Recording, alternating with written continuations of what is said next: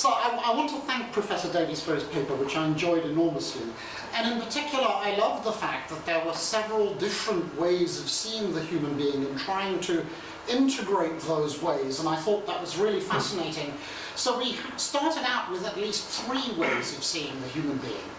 Face-to-face, tool-to world, but also this advanced cognitional way of thinking about ourselves. So 3 different parts, as it were, to our engagement with reality.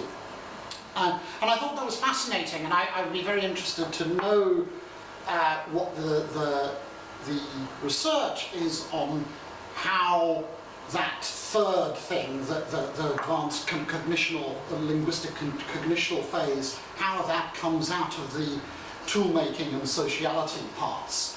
I have to say I'm somewhat skeptical about that as an account, but I'm willing to be persuaded. What I thought was fascinating, actually, is that historically, it seems to me, we've gone back and forth. We haven't progressed in one important way. Ancient and medieval thinking about the world is genuinely trying to engage with it in itself, trying to work out what the natures of things are. And then, crucially, and all of the early modern scientists are very clear about this, that this is what they're trying to do. All of the early modern scientists say, what we really want to do is make tools. What we really want to do is have a technology. And so what we really want to do is manipulate the world. And so what we really need is a science that's directed to a technology. And what you end up with is the mathematization of the natural world. And that's something I love. I was a mathematician in a former existence and a sort of physicist, I suppose. Not as much of a physicist as Andrew, but nevertheless. So I love all of that, but I also now have come to see that it's a kind of a reduction.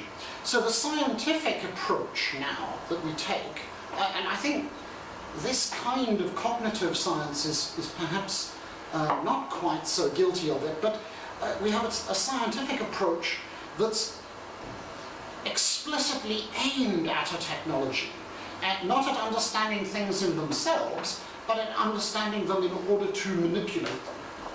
So that's the first interest, that's the first thing that occurred to me in reading the paper. The second thing is that you have this interesting tension all the way through between first and possibly second person accounts and third person accounts. And it reminded me a lot of the way in which Mary Midgley has written about our need to move beyond the kind of simply scientific grasp of the world towards a more imaginative, well, not to add on a more imaginative grasp. So the book Science and Poetry. Poetry is, I mean, I thought it was interesting that everybody really today has talked about poetry, but poetry there in her book stands for this more imaginative grasp on reality, attempt to grasp reality. But I think what's unfortunate about the first and third person account, and maybe this adding in the second person isn't so simply, it isn't simply first, second, maybe second is really special. And the problem with the first person, third person divide is that it tends to be heavily Cartesian. It tends to divide the human person between what's, as it were, on the inside of me. And you did some of that in what you talked about. This is not internal to me. In other words, if I look inside myself, I don't see this. So it's a kind of inside-outside view of the human being, and I actually think that's a rather poor way of understanding the human being.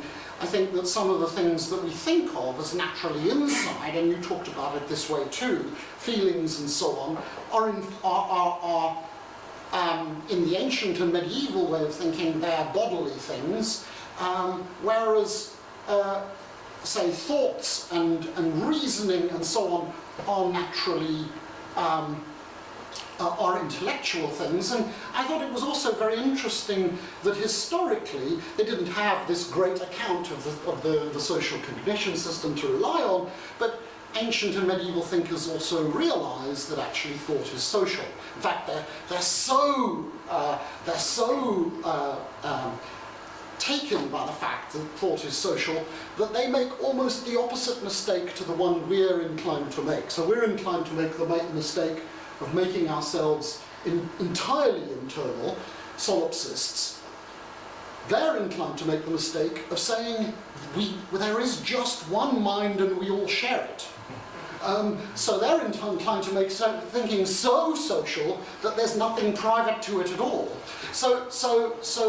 And I think that's an interesting fact, that you get those opposite tensions. So I found the paper fascinating. I loved all of this interaction of these different parts, because I think talking about hand and face-to-face makes us realize that neither of those could be in principle, be a complete account of the human being, as much as individuals have in fact tried to do that. I mean, I was reading an article about the Churchlands, Paul and Patricia Churchland, who, for those who are not philosophers, argue that all of this internal vocabulary that we have for ourselves are just fictitious. They're talking about things that don't exist. There are no such thing as beliefs. There are no such things as emotions. There are no such things as feelings.